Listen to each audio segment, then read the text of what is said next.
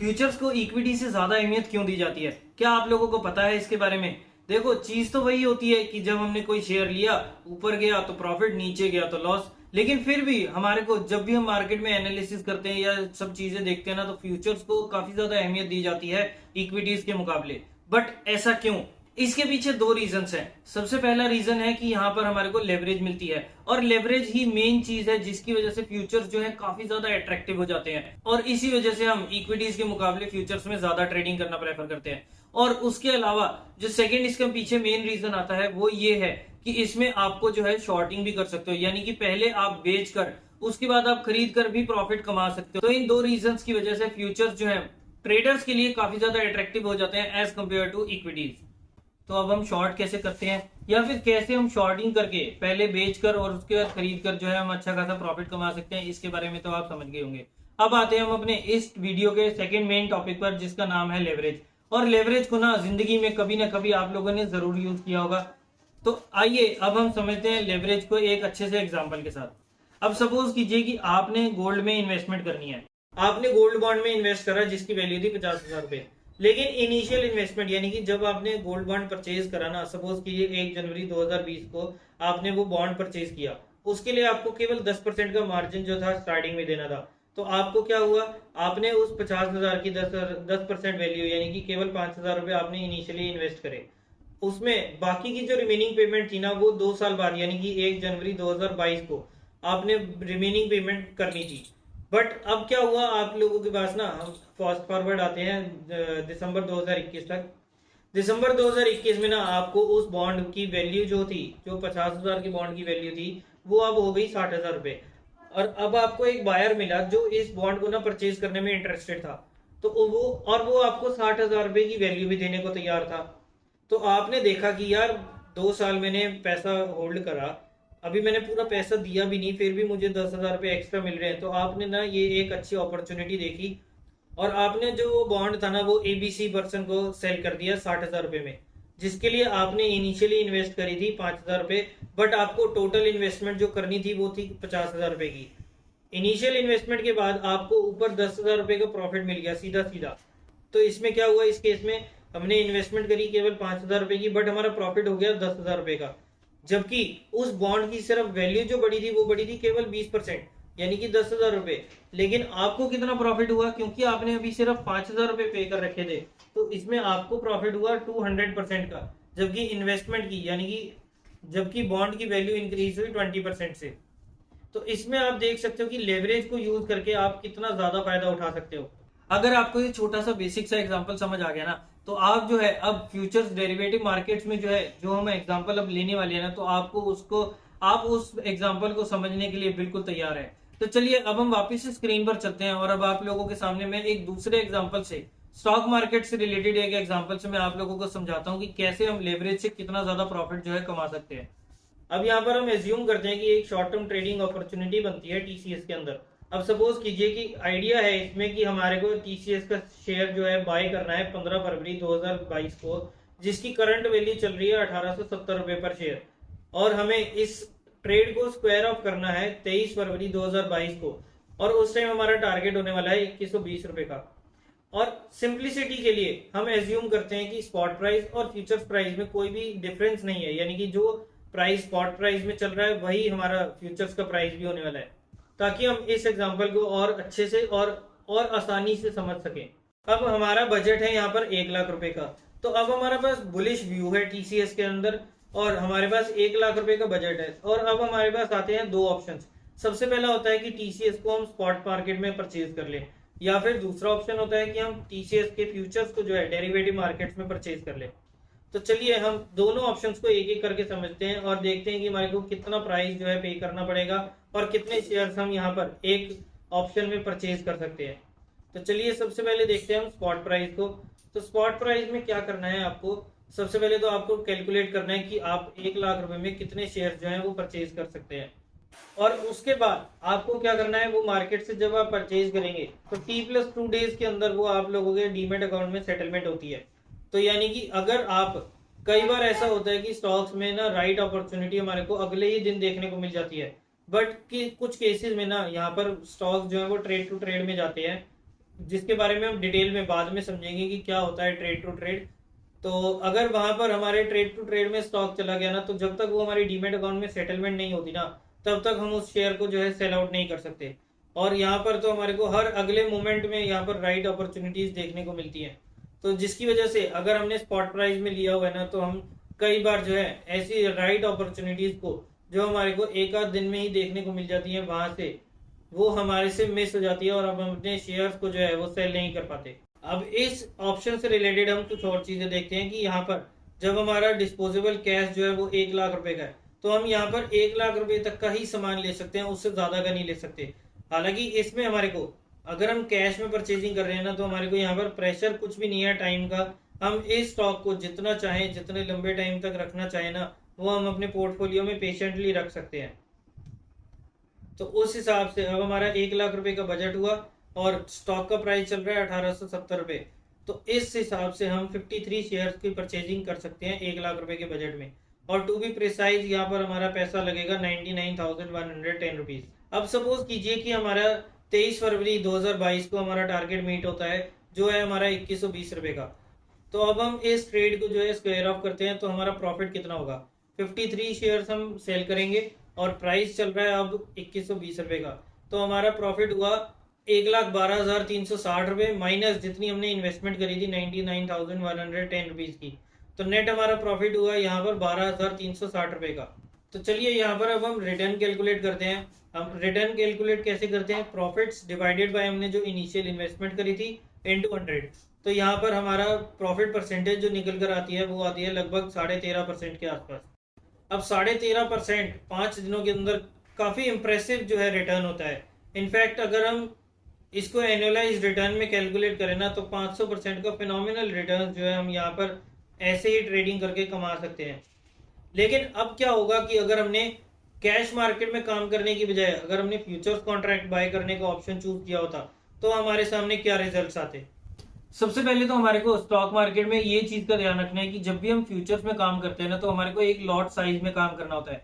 यानी कि वहां पर एक लॉट साइज कितने शेयर्स में हम परचेजिंग कर सकते हैं ना, वो हमारा फिक्स होता है। यहाँ पर जैसे टीसीएस के केस में 250 शेयर्स का लॉट है, तो हमारे को 250 शेयर्स में ही काम करना पड़ेगा। ना तो हम 50 शेयर्स में कर सकते हैं, ना हम 200 शेयर्स में कर सकते हैं। हमारे को यहाँ पर एक लिमिटेशन हो जाती है कि हमारे को उसी लॉट में काम करना है, या फिर हम उस लॉट के मल्टीप्लायर में काम कर सकते हैं। यानी कि अगर हम टीसीएस में काम करना चाहते हैं ना, तो 250 शेयर, 500 शेयर, 750 शेयर, इस टाइप से हम 250 के मल्टीपल्स में ही काम कर सकते हैं। उसके अलावा हम अपनी मर्जी से जितनी क्वांटिटी लेना चाहें वो नहीं ले सकते। और लॉट साइज जो है ना, हर शेयर का अलग अलग होता है। अब कोई छोटा शेयर होगा तो उसमें आपको 2-2, 3-3 हजार शेयर्स का भी एक लॉट मिल जाएगा, या अगर कोई महंगा शेयर होगा ना, तो उसमें आपको लॉट साइज जो है वो कम देखने को मिलता है। तो इस टाइप से लॉट साइज जो है ना, वो हर स्टॉक का अलग अलग होता है, जिसे आप एनएससी की साइट पर जाकर भी चेकआउट कर सकते हैं। उसके बाद दूसरा इंपॉर्टेंट चीज जो टर्म आती है वो आती है कॉन्ट्रैक्ट वैल्यू। अब कॉन्ट्रैक्ट वैल्यू क्या होता है कि हमारा सबसे पहले लॉट साइज देख लिया, जैसे इस केस में 250 शेयर्स का लॉट है। उसके बाद हमारा प्राइस जो चल रहा है, जैसे इस केस में 1870 रुपए चल रहा है। जब हम लॉट साइज को प्राइस से, फ्यूचर्स की प्राइस से जब हम मल्टीप्लाई करते हैं ना, तो वो आती है हमारी कॉन्ट्रैक्ट वैल्यू। अब इस केस में स्पॉट प्राइस और फ्यूचर्स का प्राइस जो था वो सेम था, तो हमारी कॉन्ट्रैक्ट वैल्यू होती है 250 इंटू 1870, जो हमारा प्राइस चल रहा है। तो जो हमारी कॉन्ट्रैक्ट वैल्यू होगी वो आती है 4,67,500 की। बट फ्यूचर्स में अगर आप लोगों को काम करना है ना, तो उसमें हमारे को पूरा पैसा नहीं देना होता। वहां पर सिर्फ हमारे को एक टोकन मनी, यानी कि जैसा कि हमने पहले देखा था, केवल मार्जिन अमाउंट देना होता है और बाकी का पैसा पेमेंट करने की कोई जरूरत नहीं होती। तो टीसीएस के केस में हमारे को 19% का मार्जिन जो है वो प्रोवाइड करना होता है। अब ये भी ना हर केस में स्टॉक टू स्टॉक जो है वो डिफर करता है कि हमारे को किसी स्टॉक में जो है 20% का मार्जिन भी देना पड़ सकता है, और किसी स्टॉक में ज्यादा का या कम का भी मार्जिन जो है देना पड़ सकता है। ये मार्जिन की वैल्यू भी जो है आप अपने ब्रोकर की साइट पर जाकर, या फिर आप जो है एनएससी की साइट पर जाकर चेकआउट कर सकते हैं कि आपको किस स्टॉक में कितना मार्जिन जो है रिक्वायर होता है। अब इस केस में हमारे को 19% का मार्जिन जो है पे करना होगा, जिसकी वैल्यू आती है 88,781 रुपीज का, जो हमारे 1 लाख के बजट में जो है इजीली फिट होता है। तो अब हमारे को 1 लाख के बजट में हम ये ट्रेड जो है इजीली ले सकते हैं। उसके बाद भी मेरे पास 11,219 रुपए जो है कैश में पड़े रहेंगे। तो अब आपके दिमाग में आएगा कि यार ये क्या, हमारे को बाकी का बैलेंस जो है, जो हमने 4,67,500 जो हमने टोटल कॉन्ट्रैक्ट की वैल्यू आती है माइनस हमने 88,000 समथिंग का जो भी हमने मार्जिन अमाउंट दिया है, तो बाकी का पैसे को क्या करना है, बाकी का पैसा कब हमें पे करना होगा। ये अमाउंट जो है ना हमारा कभी भी रियली पेड आउट नहीं होता है। अब ये नेवर रियली पेड आउट का मतलब क्या हुआ, इसे ना हम बाद में समझेंगे नेक्स्ट वीडियो में, जब हम M2M यानी कि मार्क टू मार्केट के बारे में समझेंगे ना, तब हम इस कंसेप्ट को और ज्यादा डीपली और अच्छे से समझने वाले हैं। अब नेक्स्ट क्वेश्चन जो आता है कि क्या 19% का जो है वो फिक्स रहता है, जैसा कि मैं आप लोगों को पहले ही इसका आंसर दे चुका हूँ कि नहीं, 19% की वैल्यू जो है, 19% मार्जिन हर स्टॉक में आपको नहीं देना होगा।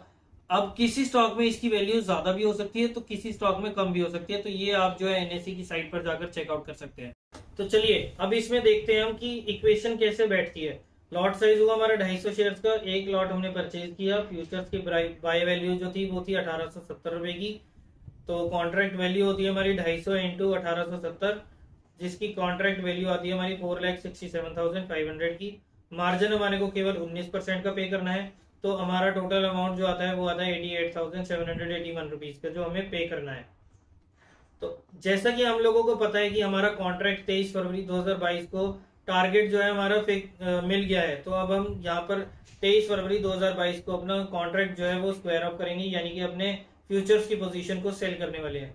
तो कॉन्ट्रैक्ट वैल्यू जो हमारी सेलिंग के टाइम पर आएगी वो होती है हमारी 250 इंटू 2120 यानी कि 5,30,000 का, तो जिसके बाद हमारा प्रॉफिट कितना आता है, वो 5,30,000 माइनस 4,67,500 जो हमारी कॉन्ट्रैक्ट की इनिशियल वैल्यू थी, तो हमारा टोटल प्रॉफिट होता है 62,500 का। बट यहाँ पर हमने पेमेंट कितनी करी थी, केवल 88,781 रुपीज की, जिसके ऊपर हमारा प्रॉफिट हुआ 62,500 का।